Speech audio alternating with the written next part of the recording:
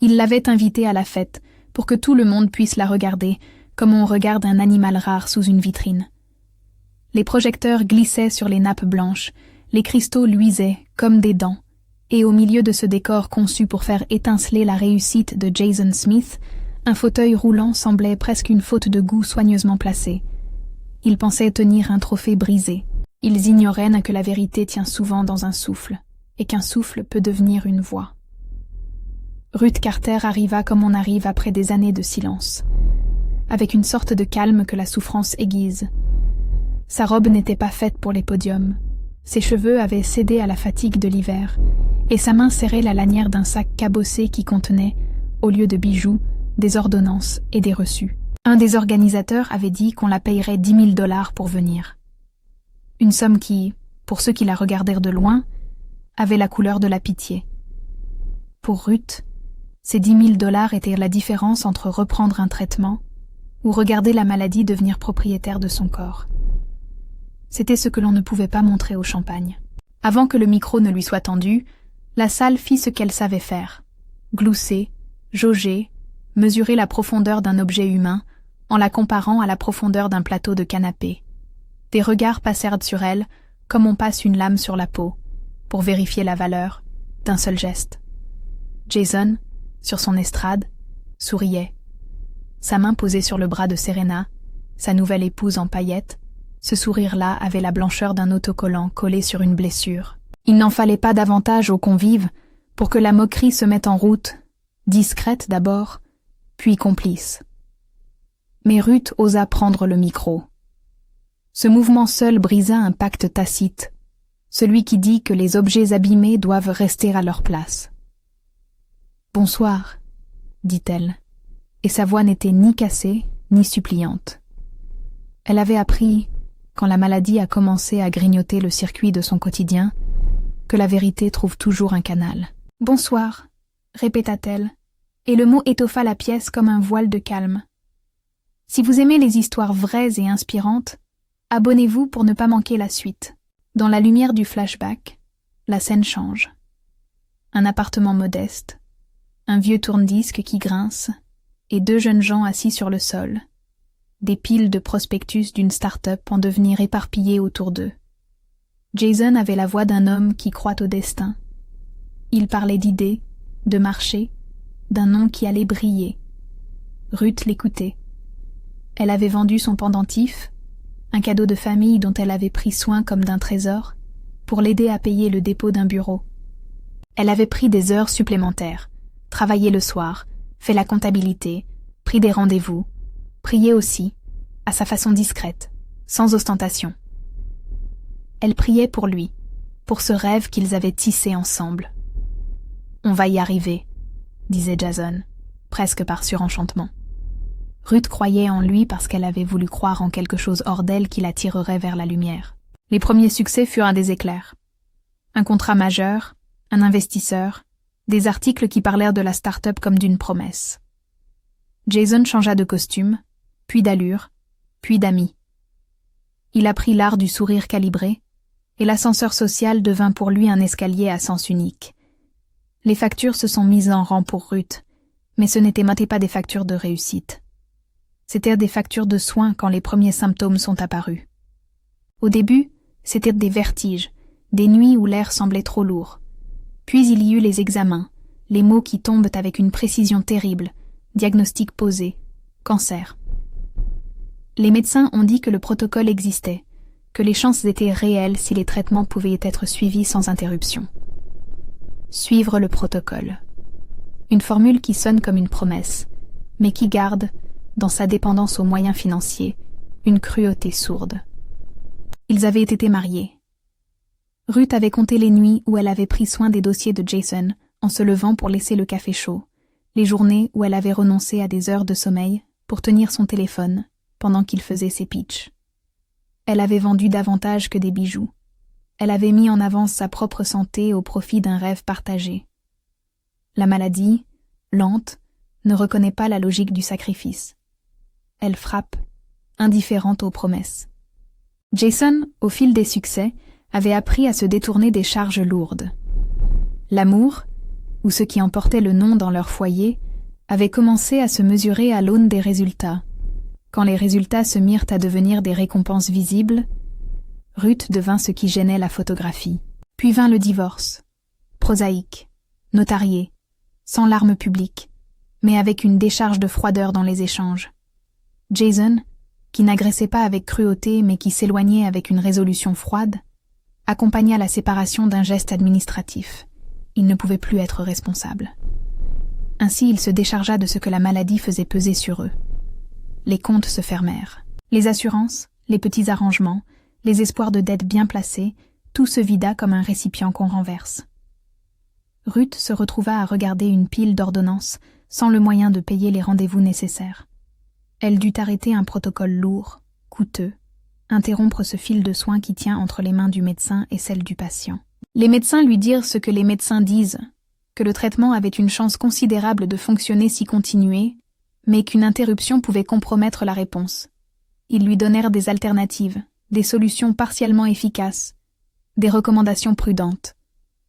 Elle dut choisir entre la survie immédiate et la dignité des petites choses. Et parfois la dignité se mesure à la façon dont on paie le loyer. Gloria apparut alors, comme un bras rayé qui refuse d'éteindre. Elle était l'amie fidèle, la voisine qui avait partagé un café, et des larmes il y a des années, et qui connaissait le rythme de la respiration de Ruth. Gloria prit en charge des tâches quotidiennes, l'achat de médicaments, l'accompagnement au rendez-vous, l'écriture de demandes de prise en charge et une présence qui n'évaluait pas. Elles s'installèrent dans un petit logement à loyer modeste, une chambre où les rideaux laissaient filtrer une lumière blanche et honnête. Ruth chantait dans sa cuisine, parfois, pour se ménager un espace où l'air ne parlait pas seulement de douleur. Sa voix avait cette texture qui s'accroche au cœur, pas la voix d'une star, mais celle d'une femme qui a appris à transformer la prière en mélodie. C'était dans ces jours que lui parvint l'invitation. Un appel sobre du numéro que Jason utilisait encore pour les formalités. James Wilcox, un organisateur, expliqua d'une voix nette les modalités. La cérémonie serait somptueuse, un hôtel 5 étoiles, journalistes invités, un toast sur l'ascension, et, pour ponctuer la soirée, la présence d'une ex, conviée à témoigner de la générosité d'un mari redevenu philanthrope. Il proposait 10 000 $ pour qu'elle vienne s'asseoir dans un coin et offrir une image de rédemption, comme si la pitié pouvait être louée. « Ce sera pour la bonne cause », dit James avec un ton qui ne mesurait pas le sens des bonnes causes. Gloria plaça sa main sur le bras de Ruth quand elle raccrocha. « Qu'est-ce que tu vas dire ?» demanda-t-elle. Ruth regarda par la fenêtre où les gouttes de pluie faisaient des perles sur le rebord. Elle se souvenait des nuits où elle avait prié pour des miracles silencieux, mais quand la réalité lui offrit 10 000 $, ce n'était pas un miracle, c'était une négociation. Accepter, c'était vendre une partie de son intimité. Refuser, c'était peut-être mourir un peu plus vite. D'un côté, la dignité blessée. De l'autre, la possibilité de reprendre un traitement. Le mécanisme est assez brutal. La société place souvent une étiquette sur les corps malades, et ces étiquettes coûtent cher. Ruth prit le temps de peser. Elle était consciente de l'effet de spectacle que son apparition allait provoquer. Des regards, la pitié filmée comme un trophée. Elle savait aussi que face à l'image construite par Jason, sa voix restait l'unique véritable arme. La décision de se laisser inviter n'était pas un aveu de faiblesse, mais une stratégie calculée. Ruth n'accepta pas simplement la pitié achetée. Elle décida d'en faire un levier.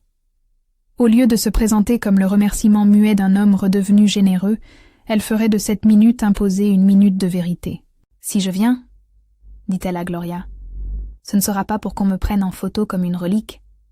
Ce sera pour que l'on entende ce que je n'ai jamais pu dire en public. » Gloria hocha la tête, et leurs regards se croisèrent avec ce mélange de douleur et d'acier, propre aux alliances forgées dans l'adversité. Les jours qui suivirent furent une préparation méticuleuse. Elles transformèrent le petit salon en studio d'écriture. Gloria tenait un carnet, notait des phrases, appelait à la mémoire des gestes qui avaient de forger la vie de Ruth. Elles se remémorèrent des scènes concrètes. La fois où Ruth avait hypothéqué un bijou familial pour payer le loyer et les factures de la start-up. Les nuits où elle avait repris le téléphone pour calmer un investisseur, ses petites prières muettes à 3 heures du matin. Ces images n'étaient pas des plaintes.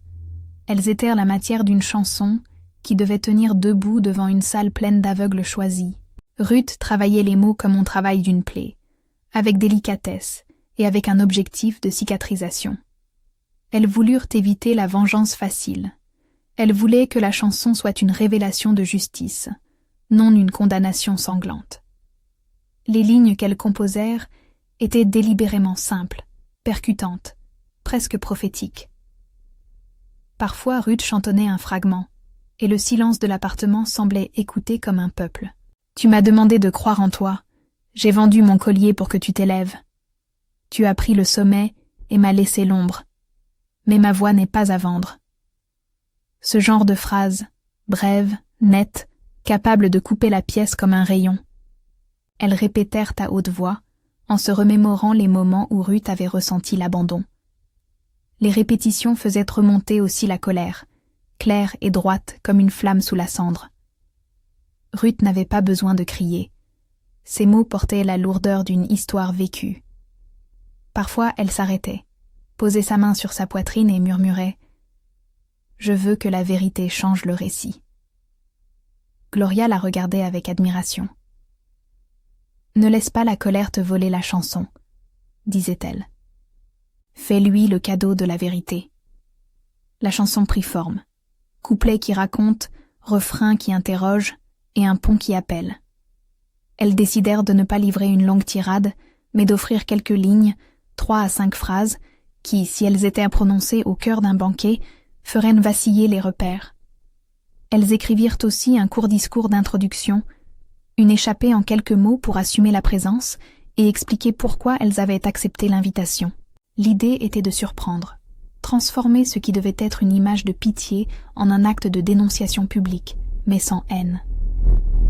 Plus que de la vengeance, Ruth voulait une réparation, la possibilité pour sa vie de ne plus être réduite à l'absence d'argent ou à l'état d'un corps malade. Entre les répétitions, il y eut des démarches plus concrètes. Gloria contacta des organisations locales, fit des appels privés, raconta l'histoire à voix basse à des personnes de confiance. Elles envisagèrent la viralité, non comme un spectacle, mais comme un moyen.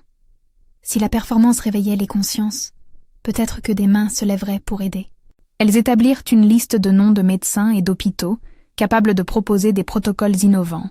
Indefinido resta à côté du dossier pour l'hôpital principal, parce que certains détails pratiques restaient à confirmer. Elles firent des calculs discrètement.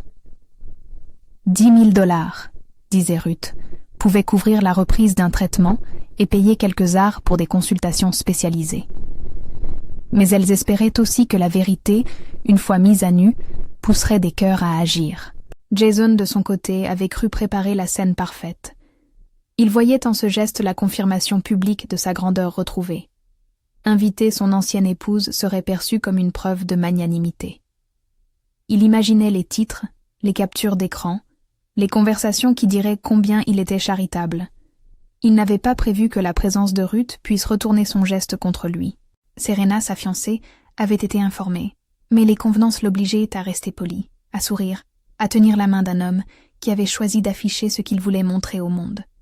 Ce que Serena ressentait au fond ne regardait que son cœur, et les cœurs ont parfois des virages fulgurants. Le soir du mariage, l'hôtel majestueux se para des lumières chaudes. Les employés arrangèrent les coupes, les serveurs sondèrent la foule, et des caméras de smartphone circulaient comme des lucioles. Ruth entra avec Gloria à ses côtés, et le murmure se changea en un chœur disparate. Les photographes tournèrent à leur tête comme si on leur avait donné pour consigne « Tirez la photo la plus parlante ». Ruth sentit la chaleur des regards sur elle. Elle sentit aussi la petite aiguille de peur, un insecte de doute qui s'éveille quand on sait que tout bascule. Mais la chanson, qui avait germé dans la petite chambre aux rideaux blancs, était là, prête. Dans les coulisses, on la guida vers une chaise, non pour la mettre à distance, mais pour la mettre en vitrine. On glissa un micro entre ses doigts, un micro qui depuis des années n'avait pas servi à prononcer une vérité, mais à amplifier une parole donnée. Elle respira. Quelques secondes. Ces secondes furent un condensé de toute sa vie, ses sacrifices, ses ventes, ses prières muettes, ses reprises de souffle pendant les nuits d'hôpital. Elle repensa à la première fois où elle avait chanté pour de l'argent. Ce fut dans un café, un bref récital pour payer une facture, et à la première fois où Jason avait associé leur destin d'une façon qui semblait alors inéluctable. Serena passa non loin d'elle, un sourire qui peinait à ne pas être mécanique. Le regard que Serena posa sur Ruth était un regard de femme qui commence à questionner ce qu'on lui a vendu comme vérité. Peut-être y eut-il un instant, dans ce bref échange d'yeux, où quelque chose changea dans la perception de Serena. Peut-être qu'elle se demanda si les codes d'un mariage ne sont pas parfois bâtis sur des illusions. Ruth se leva, ou plutôt se redressa. Le fauteuil roulant la portait, et la salle se tut comme on se tait devant une fleur étrange. Le micro fut ajusté. Les lumières l'entouraient. Elle avait préparé 3-4 lignes qui seraient les noyaux irréfutables de sa chanson. Pas de longue plaidoirie, aucun désir d'humilier davantage que nécessaire. Simplement des vérités à exposer, une par une, comme on pose des pierres pour traverser une rivière. Elle plaça ses lèvres contre le micro et pensa, pendant un fragment de seconde, au prix de la liberté. Combien la vérité coûte-t-elle quand on la paye avec la peur? Ce fut à ce point précis que la salle retint son souffle et que le reste des choses sembla se suspendre. Les verres argentés tintèrent dans l'air, et un homme à la table voisine se pencha pour chuchoter une remarque. Mais la vérité a ceci de particulier. Elle ne se vend pas, elle parle. La main de Ruth trembla une fois, mais la voix qui suivit fut ferme. Elle entama une phrase qui sonnait comme une peu d'avelée et comme une prière. On m'a appris à croire qu'aimer, c'était sacrifier sans que l'on me regarde. C'était simple. C'était suffisant pour que les regards commencent à se déplacer, lents comme une marée qui découvre des sables inconnus. Et alors, au moment où sa voix se déployait, quelque chose de plus grand qu'elle commença à se former dans la salle. Une conscience collective frémissante, prête à regarder l'éclat et la fissure à la fois. La phrase qu'elle venait de prononcer resta en suspension comme une note tenue. On m'a appris à croire qu'aimer, c'était sacrifier sans que l'on me regarde. Un murmure monta, timide d'abord, puis se fit plus net. Ruth sentit que la salle n'était plus seulement un décor. Elle était devenue le tribunal d'une vérité que personne n'avait prévu entendre. Elle avait promis à Gloria qu'elle ne tomberait pas dans la colère. Alors elle ne chercha pas à anathématiser Jason. Elle ne lança pas d'accusations spectaculaires. Elle laissa la musique, un piano discret qui s'était approché d'elle comme pour soutenir ses pas, faire place à sa voix. 3-4 lignes. Juste assez pour que la pièce entière comprenne ce qui s'était joué hors caméra pendant des années. Tu voulais des lendemains en vitrine. J'ai donné mes nuits pour que tu brilles. Tu as pris les sommets, m'as laissé les ombres, mais ma voix n'est pas à vendre. Ces paroles tombèrent comme des pierres claires. Chez certains convives, on vit la surprise briller. Ce n'était pas uniquement la pitié qui s'élevait maintenant, c'était la conscience que derrière la parade se cachait une injustice. D'autres restèrent figés, incapables de réagir face à une scène qui renversait leur certitude. Jason, sur l'estrade, sentit le rire s'éteindre comme une chandelle qu'on souffle. Son sourire d'autocollant se craquela. Puis Ruth acheva doucement, dans un souffle qui ressemblait à une prière. « Je ne veux pas ta pitié, je veux la vérité. Nous avons tous besoin d'un cœur qui tient ses promesses. » Sa voix trembla une seconde, une humanité qui confirmait tout ce qu'elle disait, puis elle se tut. Le silence eut, d'abord, l'épaisseur d'un rideau. Puis il rompit, non en rire, mais en une respiration collective. Quelqu'un applaudit, puis un autre. Mais ce n'était pas l'applaudissement d'un spectacle. C'était un applaudissement qui portait le poids d'une reconnaissance, celui de voir enfin la personne, et non l'objet du récit qu'on lui avait assigné. Serena se leva. Ce geste, simple, fit vaciller la scène. Ce n'était pas la posture d'une femme humiliée par la vérité. C'était la posture d'une femme qui venait de comprendre une chose essentielle. Elle rejoignit le micro prévu pour le toast. Sa robe scintillait encore du faste du soir, mais ses doigts, serrant le gobelet, se resserrèrent d'une décision inattendue. Je ne peux pas continuer, dit-elle, sans dramatiser. Sa voix était ferme. Ce mariage ne peut pas se tenir sur un mensonge. Les mots tombèrent comme une bombe lente. Les convives se regardèrent, perdus. Jason chercha à reprendre la main sur l'événement, à dérouler le protocole, mais le fil du spectacle que lui-même avait tissé venait de se rompre. Serena prit le téléphone et, dans l'instant, fit quelque chose d'encore plus surprenant. Elle ouvrit une cagnotte en ligne et annonça qu'elle lançait un appel pour aider Ruth. « Ce que j'ai vu ce soir n'est pas juste. Si vous voulez agir plutôt que de rester spectateur, voilà comment faire. » Sa voix, d'abord hésitante, se fit ensuite précise. La page était partagée et les premiers euros arrivèrent presque immédiatement. Qui aurait imaginé qu'une mariée, au milieu de son propre banquet, choisirait de couper la fête pour dire la justice à haute voix? La vidéo, filmée par un invité qui n'avait pas voulu perdre une image, mais qui n'imaginait pas que tout basculerait, fut mise en ligne dans les minutes qui suivirent. 3 minutes, puis 10, puis des dizaines de milliers de vues. Le hashtag prit forme comme une braise. Nyan, la voix de Ruth. Des inconnus commencèrent à écrire. Des blogueurs, des radios locales, puis des médias nationaux s'emparèrent de l'histoire. Des messages d'empathie affluèrent, des appels de journalistes, des commentaires qui racontèrent des situations semblables. Épouses sacrifiant tout, proches abandonnés quand la maladie frappe. Ce n'était plus le récit d'un seul cœur blessé. C'était un miroir tendu à une société. Les premiers dons, modestes mais nombreux, dépassèrent rapidement la somme que Jason avait utilisée comme monnaie d'échange. En 24 heures, la cagnotte franchit des paliers que Ruth n'avait même pas osé imaginer. Des entreprises locales contactèrent Gloria pour proposer du matériel gratuit. Une association de patients proposa un contact direct avec un service spécialisé, et des médecins, dont le Dr Chin et le Dr Patel, se manifestèrent pour offrir une consultation prioritaire. Les hôpitaux, informés par les journalistes, firent le nécessaire pour accélérer un rendez-vous.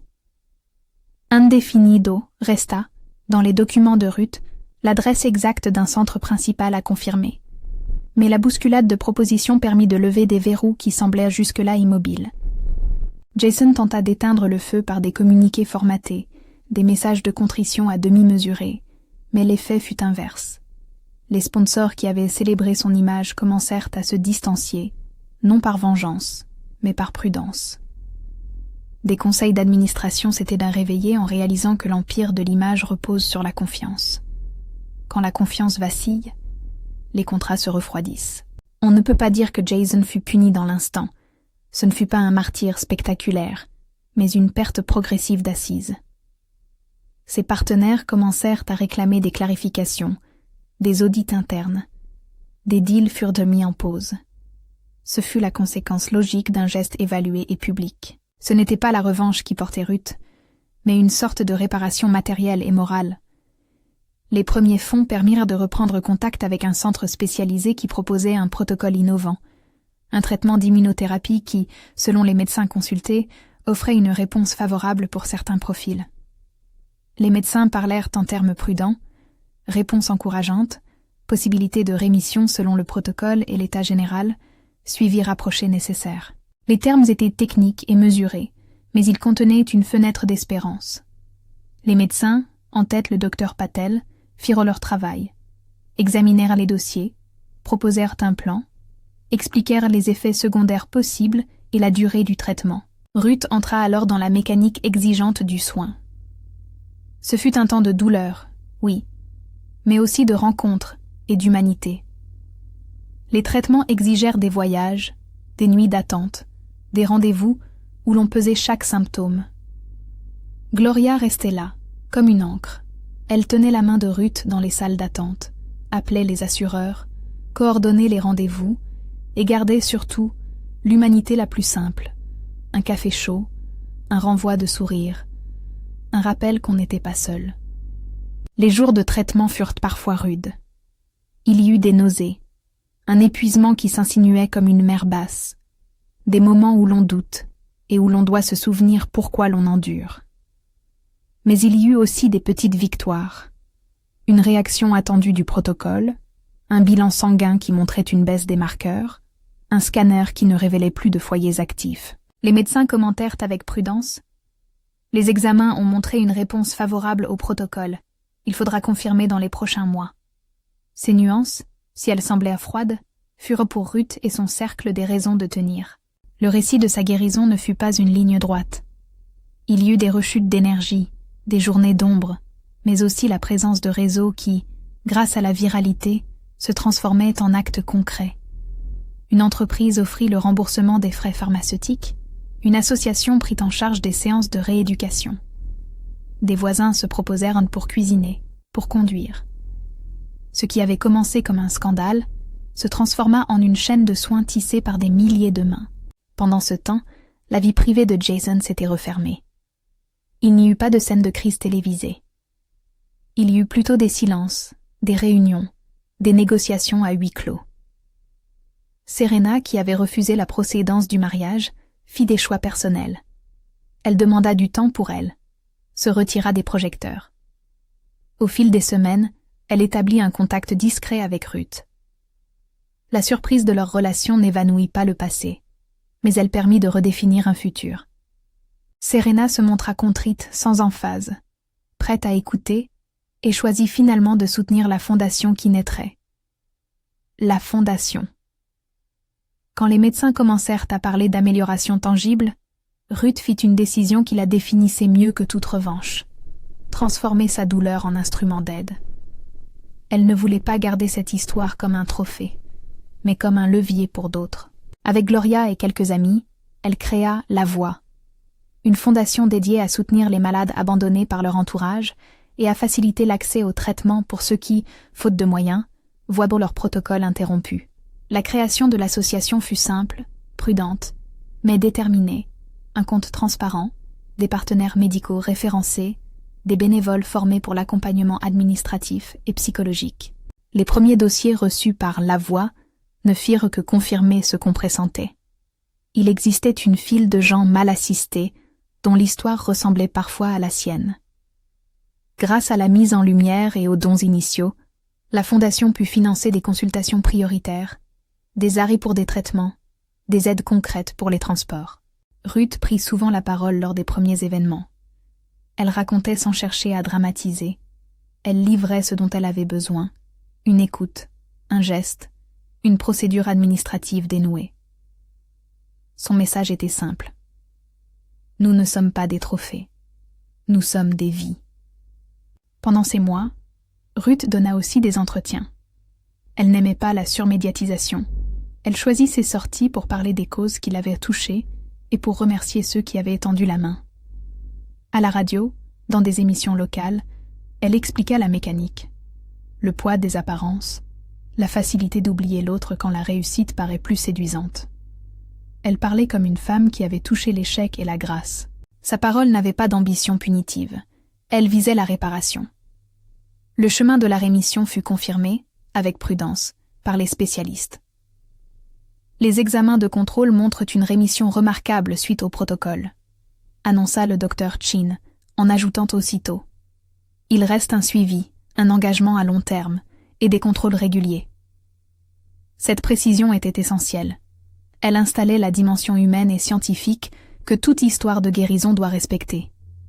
Ruth accepta la prudence médicale, et en même temps, elle permit à l'espoir de grandir. Alors que sa santé se stabilisait, Ruth redevint peu à peu visible, mais autrement. Son histoire avait touché des milliers de personnes. Des collectifs citoyens se formaient, des initiatives locales s'ouvraient pour accompagner ceux qui peinent à terminer un traitement. La Voix devint un relais opérationnel entre familles, professionnels et services hospitaliers. Gloria, dont le rôle avait dépassé celui d'Amy, devint la directrice opérationnelle de la Fondation. Sa constance, son organisation et sa force tranquille permirent de structurer les premiers projets. Avec le temps, des entreprises plus importantes firent un geste. Matériel médical offert, financement pour des études, subventions pour des accompagnements. Rien ne se fit en fanfare. Tout fut pesé, validé, encadré. Ruth veillait à la transparence. Elle avait connu ce que c'est que d'être exploitée au nom de la compassion. Elle ne voulait pas que sa douleur alimente de nouvelles formes d'exploitation. Les dons furent publics, les comptes vérifiés. La rigueur administrative fut l'une des façons de rendre justice. Dans la sphère privée, Ruth ne chercha pas à humilier Jason. elle n'eut pas à le faire. L'effritement de son image et sa solitude publique furent des conséquences naturelles d'un mode de vie qui avait choisi l'apparence comme critère principal. Jason n'était pas transformé par une illumination médiatique. Il connut plutôt l'isolement que provoque la rupture entre l'image et l'éthique. Il perdit des contrats, se retrouva face à des partenaires qui posaient des questions sur la gouvernance de ses entreprises. Rien de spectaculaire, encore une fois, mais une décroissance régulière d'une influence qui s'était construite sur l'envie plutôt que sur la fidélité. Les rencontres véritables entre Ruth et Jason furent rares et sobres. Elles n'étaient pas instrumentales. Jason, à certains moments, demanda pardon d'une voix froissée. Ruth écouta sans dramatisation. Elle ne refusa pas la possibilité d'un dialogue, et ne chercha pas non plus la réconciliation spectaculaire. Elle sut que la dignité n'exige ni oubli ni vengeance, mais une vérité accueillie.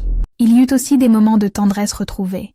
Serena, modeste mais ferme dans ses convictions, prit un rôle de soutien discret, qui rebâtit peu à peu sa propre échelle de valeur. Elle marcha à côté de la fondation, apportant non seulement des fonds ponctuels, mais aussi une collaboration à la sensibilisation des futurs conjoints sur la réalité des engagements. Gloria, Ruth et Serena se montrèrent souvent ensemble lors des premières campagnes de prévention, une image forte.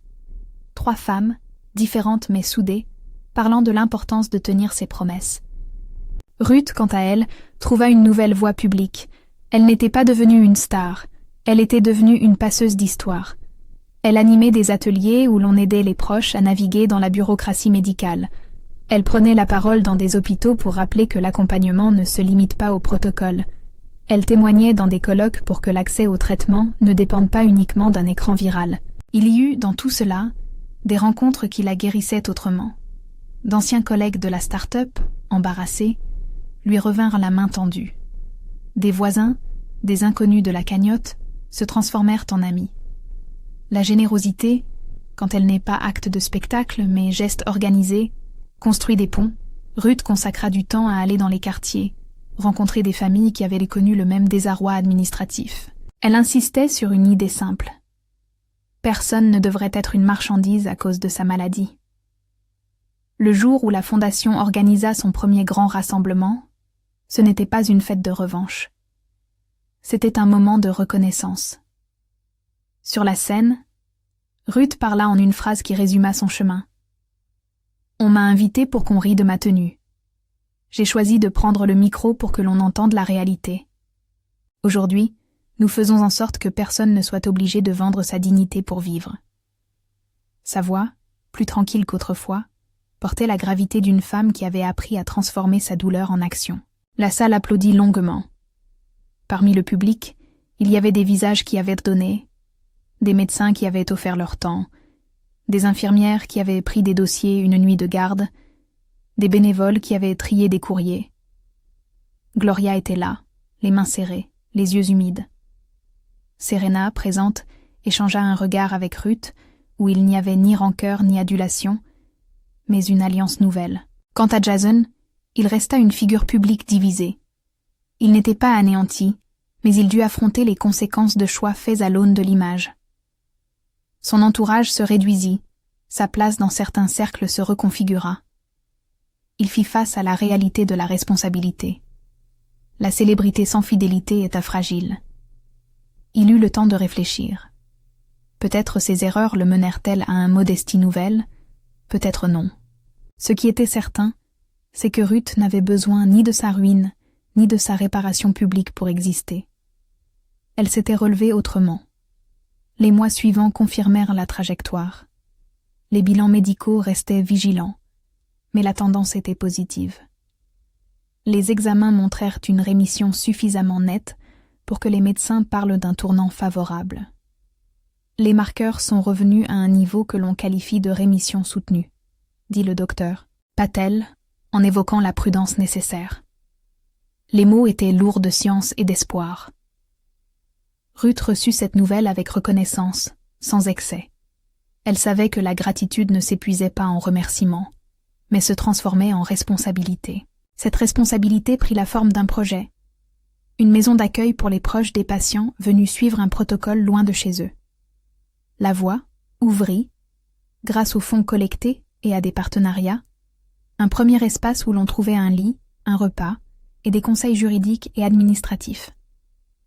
Le premier soir d'ouverture, Ruth ne prononça pas un long discours. Elle étreignit les bénévoles, montra les chambres et fit le tour de chaque pièce comme une femme qui reconnaît enfin le sens d'un combat. Sa guérison ne fut pas présentée comme un miracle explicite, mais comme un résultat d'un ensemble. Une mobilisation collective, l'accès à un protocole, le travail des médecins et la résilience de son propre corps. Les reportages le racontèrent en ces termes nuancés, et cela plut à Ruth. Elle refusait la simplification qui fait de la souffrance un instrument de démonstration. Sa foi personnelle, intime, jamais prosélyte, resta un fond qui lui permettait de tenir.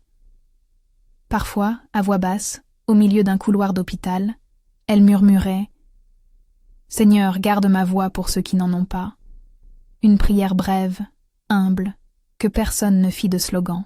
Les années qui suivirent virent la voix élargir ses actions. Campagne de sensibilisation, bourse pour les interruptions de traitement, formation pour les aidants. Ruth voyagea peu, mais parla beaucoup. Elle préférait qu'on se souvienne d'elle pour ce qu'elle faisait plutôt que pour ce qu'elle avait subi. Son visage, connu désormais, devint celui d'une femme qui convertissait une blessure en service. Un jour, lors d'un grand colloque sur l'accès aux soins, elle prit la parole devant un public nombreux. Elle raconta, simplement, « J'ai été invitée pour qu'on rie de ma tenue. Ils voulèrent que la maladie soit une image. J'ai pris le micro et j'ai raconté la vérité. La vérité n'a pas cassé un homme. Elle a permis à des milliers de mains de se tendre. » Sa voix, claire, conclut. « N'attendez pas d'image pour agir. Cherchez les personnes derrière les histoires. » La scène finale de son récit public ne fut pas un triomphe personnel, mais une image d'ensemble. Ruth sur une estrade, entourée de ceux qu'elle avait aidés. Serena et Gloria à ses côtés. Des médecins, des bénévoles, des familles. Le regard de Ruth n'était pas vindicatif. Il était plein d'une empathie renforcée, d'une conviction que la dignité se défend par l'action collective. Le titre de sa propre histoire. Ils l'ont invité pour se moquer de sa tenue, mais sa prestation vole le show et le contrat. Prit alors une acception plus vaste. Il ne s'agissait plus seulement du soir du mariage, mais de la manière dont la parole vraie peut renverser des mécaniques d'exclusion et produire des contrats d'engagement social et médical. À la fin de ce parcours, Ruth se tenait devant une salle qui la connaissait sans la réduire.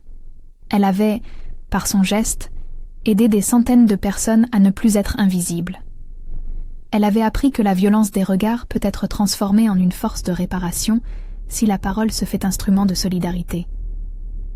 Elle remit à la Fondation les premières pierres d'une politique d'accompagnement nationale. Elle fut invitée dans des institutions pour témoigner des procédures à améliorer. Elle écrivit aussi, avec humilité, un court texte recueillant des conseils pratiques pour les familles. Comment demander des aides, comment structurer une prise en charge ou chercher des soutiens. Ce manuel, simple, devint une ressource utile distribuée gratuitement.